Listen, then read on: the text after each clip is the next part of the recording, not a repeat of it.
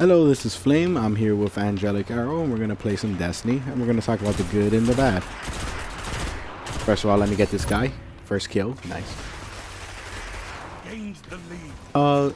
Three of the goods, obviously, are the three classes. Let's see. We'll start off with the Hunter first. The Hunter, probably one of the most favorite classes in the game. Mainly because, you know, you could do all this Hunter badass stuff. You know, you could go invisible, you could shoot the golden gun, you could do the blade dancer. And now I want to touch upon what's wrong with the Hunter, and that's mainly the blade dancer. Because the Hunter is technically very overpowered with the blade dancer. You could get in a room with 5 teammates, and an enemy will come up to you, activate his blade dancer, and just lay waste on all of you before you can even kill him. Mainly because one of the skills allows the Hunter to have an excessive amount of health and damage resistance when he turns into the blade dancer. Now, I'm not saying that, you know, they should be completely removed, but there needs to be something done with the health of a blade dancer. It is not fair that someone could just go into this mode and practically become God. But I'm going to also touch upon the other classes and how they could be broken as well. Next, I'll move on to the Warlock. With the Warlock, the key feature here is not actually usually just about killing, because the Sunsinger class, that one's actually about improving your own skills and practically your survival class, because the main fact that you can revive yourself. Now the Nova Bomb one, I wouldn't really consider this really abusive, because with the Nova Bomb you can actually dodge it if you actually just jump back. But yes, some people get angry because you could just run into a room and get easily cleared out by someone that just comes in and Nova Bombs you. Still wouldn't put it on the list of, you know, overpowered. And now we go to the Titan, the mega juggernaut for this game. Now a lot of people have problems with Titans because they feel they're overpowered with the Fist of Havocs, which could be said about anything. You know, the golden gun, the blade dancer, the Fist of Havocs, the bubble shield, the Ward of Dawn, which is actually its real name, and the Nova Bomb. The Sunsinger you cannot, because that's not really killing. And now I'm going to go with the Fist of Havocs. Technically, yes, it can be very overpowered because he could just come in and just strike down and even do radius damage. And some people really hate people that use the Ward of Dawn, mainly because they feel it's very cheap. You know, this guy activates a shield and can easily kill you if you enter his shield. Now, the reason I do not consider this abusive is because no one is actually telling you to get inside the shield. If you get inside the shield with him, that is your own fault, because he cannot shoot through it and you cannot shoot through it either.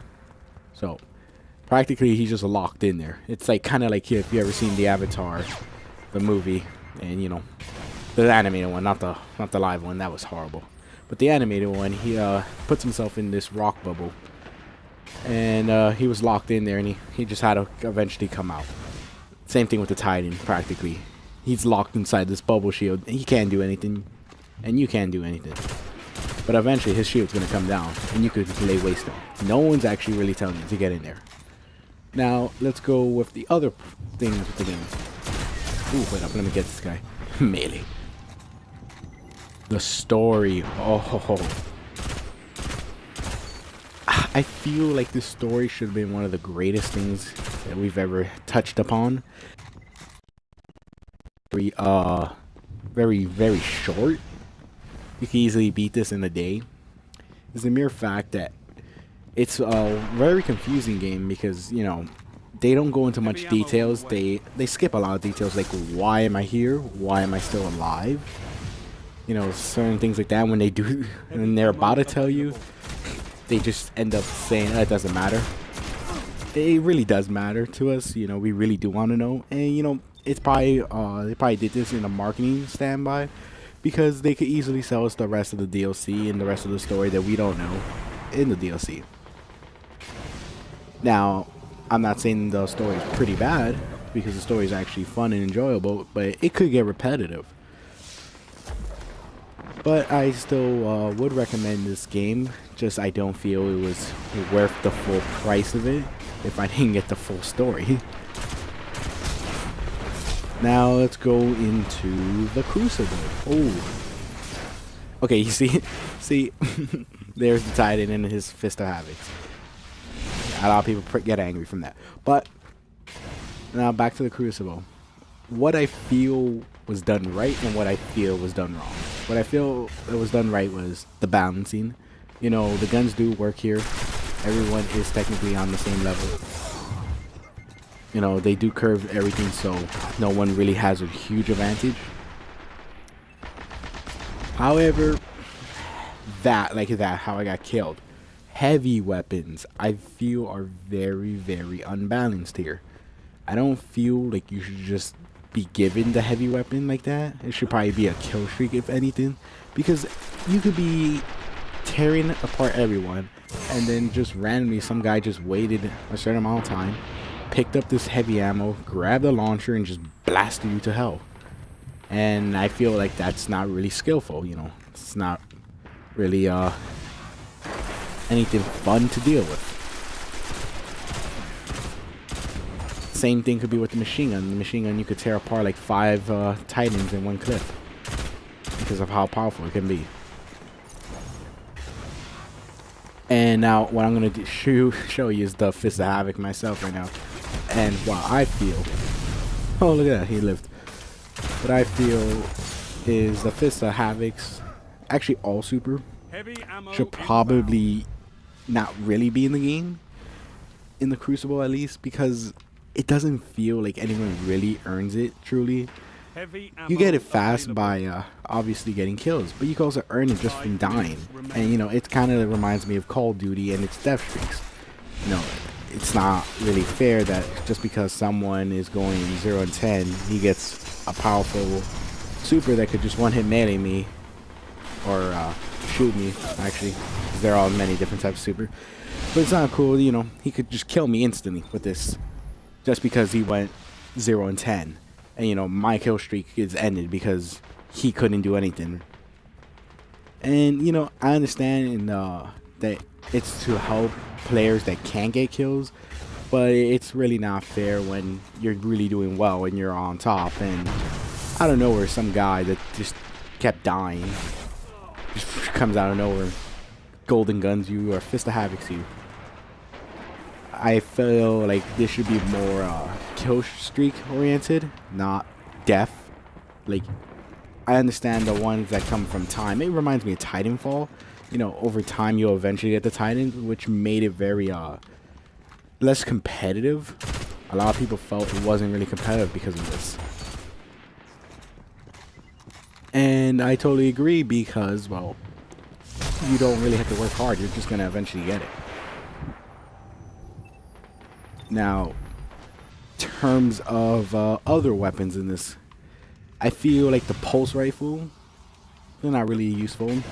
The scout rifles aren't really useful, but those are going to be addressed in a further update, in a later update, man. Then we got the sniper rifles. A lot of people seem very happy with it, and I truly agree. You know, it works really well. You know, it's rewarding when you get a headshot. Then you got the shotguns. This one's split against the community. You know, a lot of people love it, and then a lot of people hate it. I'm one of those that actually love it. I don't feel like it's truly overpowered because it is a shotgun. You know, this is what the gun is supposed to be doing. Heavy ammo on the way. And then we get into the auto rifle. This one, for some reason, is going to be updated, and it's going to have a lot more recoil, and its range is going to be very useless.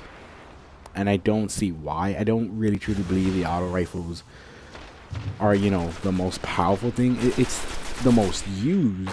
I don't think it's the most powerful, though. Because like that, I could just easily take people down pulse rifles too.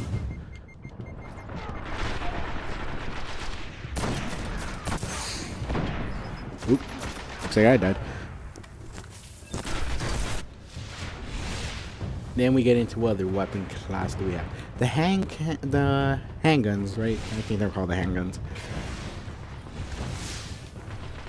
Are they the hand cannons? It doesn't matter.